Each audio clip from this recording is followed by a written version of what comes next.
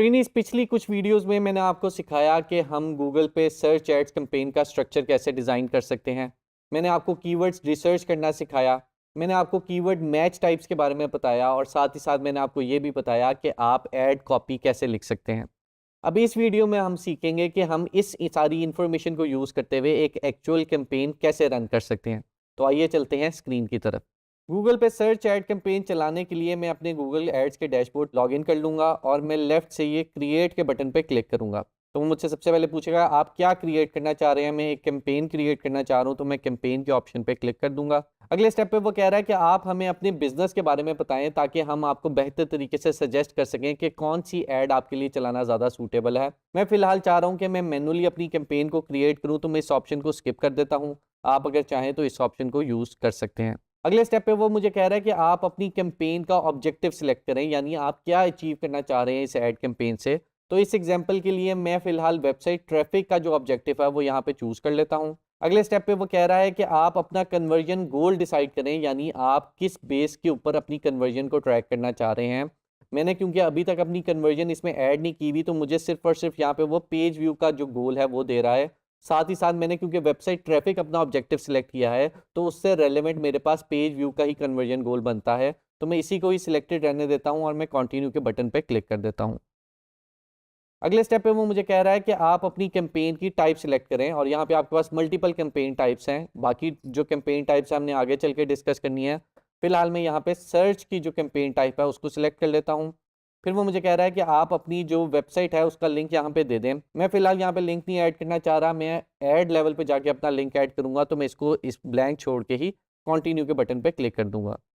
Next step पे वो कह रहा है आप अपनी कैंपेन का नेम यहाँ पे सिलेक्ट करें। मैंने क्योंकि ऑलरेडी ये डॉक्यूमेंट बनाया हुआ है, स्ट्रक्चर बनाया हुआ है, मैं यहाँ से कैंपेन का नेम कॉपी कर लेता हूँ और मैं यहाँ जाके पेस्ट कर देता हूँ और मैं कंटिन्यू के बटन पे क्लिक कर देता हूँ। अगले स्टेप पे वो कह रहा है कि अपनी बिडिंग डिसाइड करें और ये बताएं कि आप किस बेस के ऊपर अपनी जो बिडिंग है वो करना चाहते हैं। वो यहाँ पे मुझे कह रहा है what do you want to focus on, यानी आप किस चीज़ के ऊपर अपना फोकस रखना चाहते हैं। आप कन्वर्जन के ऊपर रखना चाहते हैं, कन्वर्जन वैल्यू के ऊपर रखना चाहते हैं कि कितने रुपीज़ की या कितनी अमाउंट की आपके पास कन्वर्जन है, क्लिक्स के ऊपर आप रखना चाहते हैं या इंप्रेशन शेयर के ऊपर आप रखना चाहते हैं।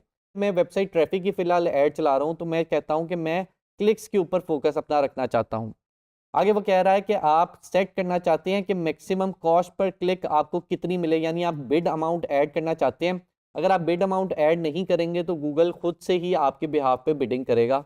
मैं यहाँ पे कह देता हूँ कि मैं यहाँ पे बिड अमाउंट सिलेक्ट करना चाहता हूँ और मैं 50 रुपीज़ सीपीसी ऐड कर देता हूँ, यानी मैक्सिमम 50 रुपये कॉस्ट पर क्लिक मैं अपनी बिडिंग ऐड कर देता हूँ। यानी 50 रुपये से ज़्यादा अगर ऊपर बिडिंग जाएगी तो मेरी ऐड ना दिखाएं, अगर 50 के अंदर ही आ रही है तो फिर मेरी ऐड दिखाएं।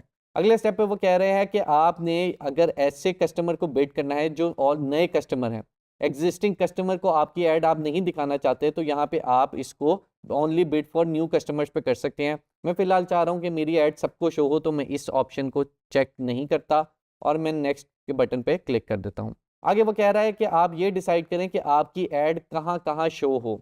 उसमें आपके पास दो ऑप्शंस आ रही हैं। एक तो आपकी ऐड गूगल के जो सर्च इंजन है उधर तो शो होगी ही, उसके साथ आप ये भी सिलेक्ट कर सकते हैं कि गूगल के जो सर्च पार्टनर्स हैं, उनके जो सर्च इंजन्स हैं, उधर भी आपकी ऐड शो हो। जैसे मैंने आपको पहले भी बताया था कि गूगल के पार्टनर्स होते हैं, जिनके अपने सर्च बार्स होते हैं या उनके सर्च इंजन्स होते हैं वेबसाइट के अंदर।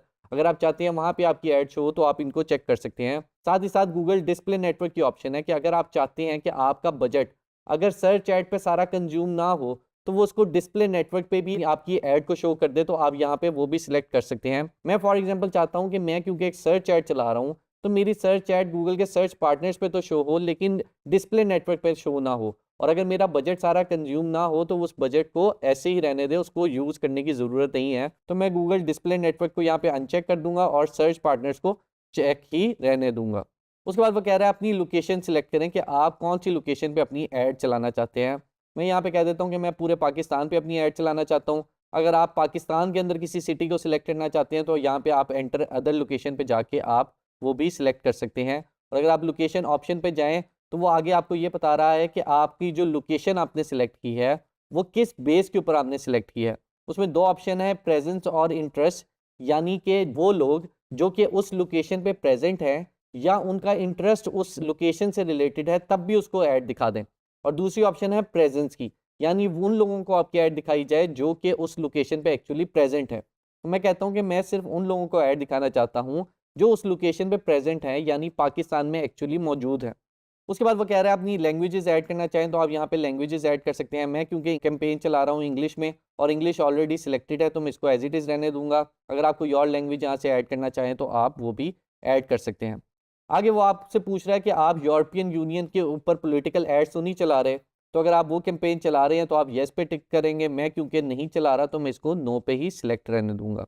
उसके बाद वो कह रहा है कि अपनी ऑडियंस सेगमेंट सिलेक्ट करें, यानी आपकी ऑडियंस किस चीज़ से रिलेटेड है आप वहाँ पे वो सिलेक्ट करें। तो यहाँ पे मैं फॉर एग्जांपल लिखता हूँ परफ्यूम, तो वो मुझे खुद से ही मेरे ऑडियंस के सेगमेंट कुछ दे देगा। और ये देखें यहाँ पे मुझे वो उसने बता दिया परफ्यूम एंड फ्रेग्रेंस से रिलेटेड मुझे उसने एक यहाँ पे ऑडियंस सेगमेंट निकाल के दे दिया। इसके बाद अगर आप चाहें तो आप खुद से भी ब्राउज कर सकते हैं ऑडियंस सेगमेंट मल्टीपल चीज़ों के ऊपर। जैसे आप डेमोग्राफिक्स के ऊपर से सिलेक्ट कर सकते हैं कि पेरेंटल स्टेटस क्या है उन लोगों का, मैरिटल स्टेटस क्या है, एजुकेशन के बारे में आप ऐड कर सकते हैं, home ownership status, employment status के ऊपर भी आप इसमें सेगमेंट को ऐड कर सकते हैं कि आप कौन से सेगमेंट को ऐड दिखाना चाहें। उसके बाद आप इंटरेस्ट की बेसिस पे भी कर सकते हैं। साथ ही साथ आप किस चीज़ के ऊपर रिसर्च कर रहे हैं लोग या किस चीज़ के ऊपर प्लानिंग कर रहे हैं उन बेसिस के ऊपर भी आप अपनी एड्स को टारगेट कर सकते हैं और अपना सेगमेंट क्रिएट कर सकते हैं। उसके बाद अगर आपने अपनी एग्जिस्टिंग ऑडियंस को ऐड करना चाहे सेगमेंट के अंदर तो आप वो भी कर सकते हैं कि आपके साथ आपके बिजनेस के साथ लोगों ने कैसे इंटरेक्ट किया हुआ है आप उसको भी कर सकते हैं। उसके बाद आगे आपने अगर कोई ऑलरेडी ऑडियंस क्रिएट की हुई है, कोई सेगमेंट क्रिएट किया हुआ है, आप उसको ऐड करना चाहें इसमें तो आप वो भी कर सकते हैं। मैंने क्योंकि और कोई सेगमेंट क्रिएट नहीं किया हुआ तो मैं इसको एज इट इज़ रहने दूंगा। उसके बाद वो मुझे पूछ रहा है टारगेटिंग सेटिंग अपनी सिलेक्ट करें, यानी आप ऐसा चाहते हैं कि जो आपने सेगमेंट सिलेक्ट किया है सिर्फ और सिर्फ उसी सेगमेंट में रहते हुए आपकी ऐड दिखाएं, या फिर आपको जो दूसरी ऑप्शन दे रहा है वो ऑब्जर्वेशन की दे रहा है, यानी उस सेगमेंट से हट के अगर गूगल को लगे कि कोई सेगमेंट का शख्स ऐसा मौजूद है जो रेलेवेंट है आपकी ऑडियंस से, जो रेलेवेंट है आपकी ऐड से, तो उसको भी आपकी ऐड दिखाए। तो मैं बिल्कुल चाह रहा हूँ कि मैं अपनी जो टारगेट ऑडियंस है उसको सिर्फ इस सेगमेंट तक महदूद ना रखूँ, और अगर गूगल को लगे कि कोई और शख्स ऐसा है जिसको मेरी ऐड नज़र आए तो उसके चांसेस हैं कि वो ऐड पे क्लिक करे तो उसको भी मेरी ऐड दिखाए। तो मैं इसको ऑब्जर्वेशन पे ही रहने दूंगा और मैं मोर सेटिंग्स पे चला जाऊंगा। आगे वो मुझे ऐड रोटेशन बता रहा है कि आपने ऐड जो मल्टीपल, अगर आप ऐड कैंपेन चला रहे हैं, मल्टीपल ऐड कॉपीज चला रहे हैं, तो कौन सी ऐड कॉपी किस बेस के ऊपर नजर आए। तो अगर आप ऐड रोटेशन पे देखें तो आपको दो ऑप्शन दे रहा है। एक तो ऑप्टिमाइज की ऑप्शन है, यानी आपकी जो बेस्ट परफॉर्मिंग एड्स है उसको ज़्यादा दिखाए लोगों को। दूसरी ऑप्शन दे रहा है कि आप ऑप्टिमाइज ना करें, आप इवनली जो मेरी ऐड है उसको रोटेट करें, मैंने जितनी एड्स चलाई हैं उनको इवनली रोटेट करें। तो मैं चाह रहा हूँ कि मेरी एड्स को ऑप्टिमाइज करे और जौन सी ऐड बेहतर परफॉर्म कर रही है उसको ज़्यादा शो करे ऑडियंस को, तो मैं इसको ऑप्टिमाइज पे ही रहने दूंगा। उसके बाद आपके पास स्टार्ट एंड एंड डेट आ रही है कि आप अपनी कैंपेन कब से कब तक चलाना चाह रहे हैं, आप वो सिलेक्ट कर लेंगे। अगर एंड डेट आप सिलेक्ट करना चाहें तो आप यहाँ पे सेट कर सकते हैं। उसके बाद ऐड स्केड्यूल है कि आप अपनी ऐड पूरे दिन में चलाना चाह रहे हैं या एक सर्टेन टाइम पीरियड के ऊपर अपनी ऐड चलाना चाह रहे हैं। जैसे फॉर एग्जांपल आप चाहते हैं कि रात 8 से लेकर 12 तक आपकी ऐड चले, तो आप वो सिलेक्ट कर सकते हैं मल्टीपल डेज में किस दिन किस टाइम पीरियड पे आपकी ऐड चले। मैं अभी फ़िलहाल चाह रहा हूँ कि गूगल खुद से डिसाइड करे कि मेरी ऐड किस टाइम दिखानी है, तो मैं ऐड स्केड्यूलिंग यहाँ पे नहीं करता। आगे आपके पास कैंपेन यूआरएल की ऑप्शन आ जाती है जहाँ पे आपने अगर थर्ड पार्टी ट्रैकिंग ऐड करनी है तो वो यहाँ पे आप कर सकते हैं। लास्ट में आपके पास पेज फीड्स आ जाती हैं जिसमें आप ये डिसाइड कर सकते हैं कि आपकी जो ऐड है वो एक सर्टेन यूआरएल पे ही सिर्फ अगर शो हो तो आप यहाँ पे वो पेज फीड्स अगर आपने ऐड की हुई हैं तो यहाँ से आप वो भी सिलेक्ट कर सकते हैं। ये सारी सेटिंग को ऐड करने के बाद मैं नेक्स्ट के ऑप्शन पे जाऊँगा।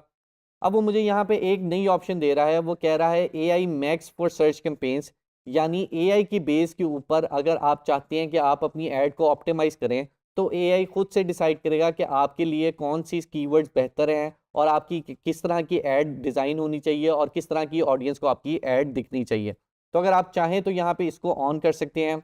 मैं फ़िलहाल चाह रहा हूँ कि मैं मैनुअली कैंपेन चलाऊँ इस वीडियो के लिए, तो मैं इसको ऑफ ही रहने देता हूँ और मैं नेक्स्ट की ऑप्शन पे क्लिक कर देता हूँ। उसके बाद वो कह रहा है कि अगर आप चाहते हैं कि आपकी जो कीवर्ड्स हैं और आपके जो एसेट्स हैं जो कि आपकी हेडलाइंस और डिस्क्रिप्शन है वो गूगल आपको खुद से निकाल के दे दे, तो यहाँ पे आप अपनी वेबसाइट का लिंक दे सकते हैं और आपको गूगल खुद से एआई की बेस पे आपके एसेट जनरेट कर देगा और आपको कीवर्ड जनरेट करके दे देगा। मैं क्योंकि चाह रहा हूँ कि मैंने मैनुअली जो कीवर्ड्स और अपनी एसेट्स बनाए हुए हैं मैं उन्हीं को यूज़ करूँ, तो मैं इस स्टेप को भी इस वीडियो के लिए स्किप कर देता हूँ। नेक्स्ट स्टेप पे वो कह रहा है कि आप अब अपने कीवर्ड्स ऐड करें इस ऐड ग्रुप के अंदर। तो मैंने यहाँ पे ऑलरेडी अपने कीवर्ड्स निकाल के रखे हुए हैं, तो मैं यहाँ से जाके अपने कीवर्ड्स को कॉपी कर लेता हूँ और मैं यहाँ जाके पेस्ट कर देता हूँ। अब यहाँ पे अगर आप चाहें तो आपको की गूगल खुद से भी कीवर्ड की सजेशन दे सकता है, जैसे कीवर्ड प्लानर में आपको दे रहा था। आप फाइनल यूआरएल भी दे सकते हैं और अपनी प्रोडक्ट या सर्विस से रिलेटेड भी इंफॉर्मेशन दे सकते हैं, और गूगल आपको खुद से कीवर्ड्स निकाल के भी दे देगा। मैंने क्योंकि ऑलरेडी कीवर्ड्स निकाले हुए हैं तो मैं इसको यूज़ नहीं कर रहा। अब यहाँ पे मैंने मल्टीपल कीवर्ड्स तो ऐड कर दिए। अब आपको याद होगा मैंने आपको कीवर्ड मैच टाइप्स के बारे में भी बताया था, और नीचे अगर आप देखें तो यहाँ पे वो आपको बता रहा है कि आपने मैच टाइप कैसे ऐड करनी है। तो मैंने यहाँ पे अपने कीवर्ड्स ऐड कर लिए।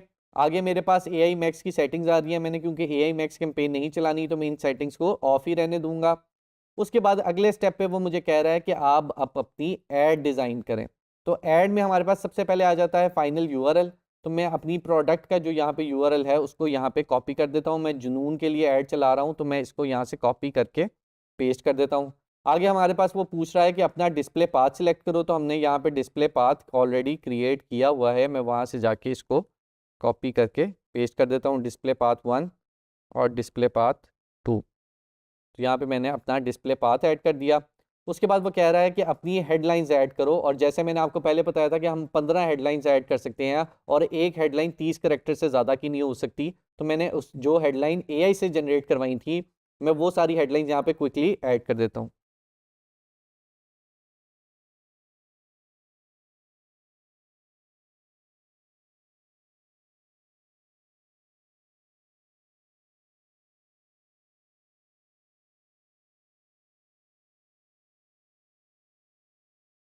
जी, तो ट्रेनीज़ यहाँ पे मैंने अपनी 15 की 15 हेडलाइंस ऐड कर दी हैं।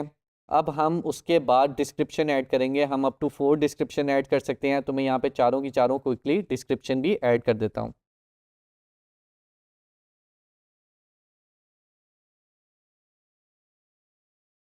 तो ट्रेनीज़ यहाँ पे मैंने 4 अपनी डिस्क्रिप्शन भी ऐड कर दी हैं।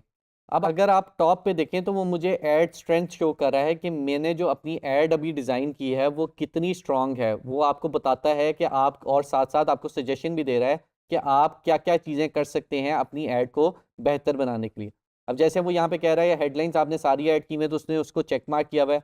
उसने कहा हुआ है इंक्लूड पॉपुलर कीवर्ड्स की आपको ऑप्शन दे रहा है कि और कीवर्ड्स ऐसे ऐड करें जो पॉपुलर हैं। और अगर आप व्यू आइडियाज़ पे जाएँगे तो वो यहाँ पे आपको आइडियाज़ भी दे देगा कि कैसे कीवर्ड आपने ऐड कर सकते हैं। तो आप यहाँ पे सजेशन देख के अगर आपको लगे कि कोई कीवर्ड बेहतर है आपके जो हेडलाइंस में जो आप ऐड करना चाहें तो आप कर सकते हैं। उसके बाद जो और ऑप्शन दे रहा है वो हेडलाइन यूनिक होनी चाहिए, वो कह रहा है कि ऑलरेडी हैं। डिस्क्रिप्शन यूनिक होनी चाहिए, वो हमारी ऑलरेडी हैं। और वो नीचे कह रहा है ऐड मोर साइट लिंक्स, और वो अगर हम देखें तो नीचे हमारे पास कुछ और ऑप्शंस हैं जो मैंने अभी तक डिस्कस आपसे नहीं की, जिसमें बिज़नेस नेम एंड लोगो आ रहा है, साइट लिंक्स आ रहे हैं, कॉल आउट आ रहे हैं और मोर एसेट्स टाइप आ रहे हैं। अब ये सब क्या है? ये सब बेसिकली ऐड एक्सटेंशन या एसेट्स हैं। इन सारी चीज़ों की बात हमने आगे चल के करनी है, तो मैं फ़िलहाल यहाँ पे इसको ऐड नहीं कर रहा। मैं आगे चल के जब आपको बताऊँगा कि ये सारे एसेट्स या एक्सटेंशंस क्या होती हैं, तब आप इनको भी अपनी ऐड के अंदर ऐड कर सकते हैं। तो जब मैं ये सब कुछ ऐड कर लूँगा तो मेरी स्ट्रेंथ एवरेज से यहाँ पे गुड की तरफ चली जाएगी। उसके बाद हमारे पास यूआरएल ऑप्शन है, वो अगेन मैंने आपको बताया था कि थर्ड पार्टी अगर आप ट्रैकिंग ऐड करना चाहें तो यहाँ से आप उसको सेटअप कर सकते हैं। और ये सब कुछ करने के बाद मैं डन पे करूँगा तो मेरी ऐड यहाँ पे क्रिएट हो जाएगी। नेक्स्ट स्टेप पे वो मुझसे मेरा बजट पूछ रहा है कि आप कितना बजट यहाँ पे सिलेक्ट करना चाहते हैं। यहाँ पे उसने मुझे कुछ एवरेज डेली बजट सिलेक्ट करके बताया हुआ है कि इतना मोस्ट रिकमेंडेड है आपको कि आप इतना बजट स्पेंड करें। अगर आप चाहें तो आप कस्टम बजट भी यहाँ पे ऐड कर सकते हैं, और मैं यहाँ पे फॉर एग्जांपल कह देता हूँ कि मैं 10,000 का बजट डेली का यहाँ पे स्पेंड करना चाहता हूँ। अगर आप टोटल बजट ऐड करना चाहें कैंपेन लेवल पे तो आप वो भी यहाँ पे ऐड कर सकते हैं। और ये बजट ऐड करने के बाद हम नेक्स्ट स्टेप पे जाएंगे तो वो आपको कहेगा कि अपनी कैंपेन को रिव्यू कर लें। तो ट्रेनीज़ लास्ट स्टेप पे वो आपको कहेगा your campaign is ready to publish. नीचे वो आपको कुछ रिकमेंडेशंस देगा, आप उसको देख सकते हैं या उसको अप्लाई कर सकते हैं। और आपने जो अपनी कैंपेन सेटअप की है आप उसको एक दफ़ा देख लेंगे कि आपकी सारी चीज़ें जो आपने सेट की हैं वो ठीक है जैसे आप करना चाह रहे थे, और उसके बाद आप लास्ट पे जाके अपनी कैंपेन को पब्लिश कर सकते हैं। ट्रेनीज़, इस वीडियो में मैंने आपको सिखाया कि आप गूगल पे सर्च एड कैंपेन कैसे चला सकते हैं। अगली वीडियो में मैं आपको बताऊंगा कि आप गूगल के सर्च एड्स डैशबोर्ड को कैसे रिव्यू कर सकते हैं।